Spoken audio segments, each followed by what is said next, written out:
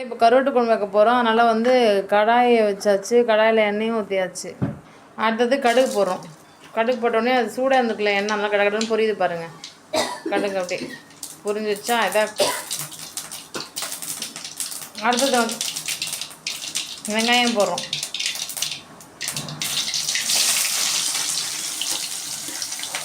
சரி, அடுத்தது வந்து பார்த்திங்கன்னா நம்ம ஆல்ரெடி கத்திரிக்காவெல்லாம் அரிஞ்சு தண்ணியில் போட்டு வச்சுருந்தோம். இப்போ அதை தான் போட போகிறோம். அதோட உருளைக்கிழங்கும் அரிஞ்சு வச்சுருந்தோம், அதையும் போடுறோம். ஆனால் கருவாட்டு குழம்புல உருளைக்கிழங்கு கத்திரிக்காய்லாம் போட்டால் ரொம்ப டேஸ்ட்டாக இருக்கும். நல்லா வதக்கி விட்டுக்கோங்க.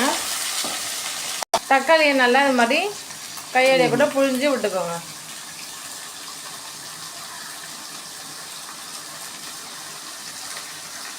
பாருங்கள், அடுத்தது மிளகாய் தூள் போடுறோம்.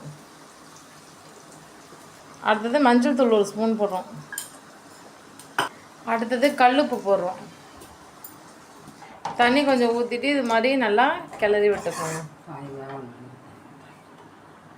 காயெல்லாம் வேகணும், அதனால் இன்னும் கூட கொஞ்சம் தண்ணியை ஊற்றிட்டு இது மாதிரி நல்லா கிளறி விட்டுக்கோங்க. நம்ம தண்ணி ஊற்றினா தான் அந்த தண்ணியில் அந்த காயெல்லாம் வேகும்.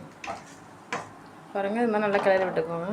அடுத்தது வந்து பார்த்திங்கன்னா இந்த 4 கருவாடு க்ளீன் பண்ணி வச்சுருந்தோம்ல, கிழிச்ச கருவாடு, அதை வந்து நம்ம குழம்புல போடுறோம். இப்போ கருவாடும் போட்டாச்சு. இப்போ இந்த குழம்பு நல்லா கொதிச்சு வரணும், அந்த தண்ணி நம்ம வெயிட் பண்ணலாம்.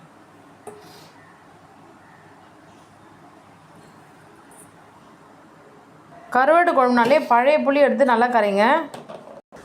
கருவாட்டு குழம்பு ரொம்ப ரொம்ப ருசியாக இருக்கும். அதனால தான் நிறைய பேர் வந்து சவுத் இந்தியா ரெசிபிலேயே ரொம்ப டேஸ்டியஸ்ட் டிஷ்ஷாக சொல்கிறாங்க.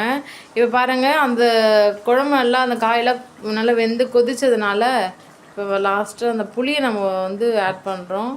புளி ஆல்ரெடி நம்ம கரைச்சி வச்சுருந்தோமா, அந்த புளி தண்ணியை குழம்புல விட்டாச்சு.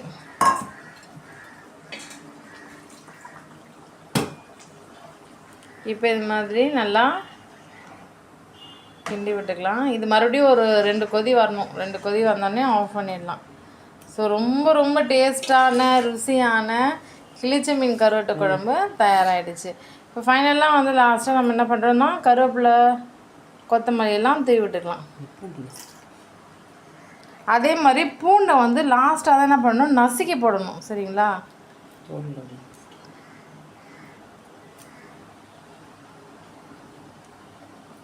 பூண்டு நசுக்கி லாஸ்ட்டாக அது மாதிரி ஃபைனலாக போட்டிங்க அப்படின்னா நல்ல வாசனையாக ரொம்ப மணமாக இருக்கும்.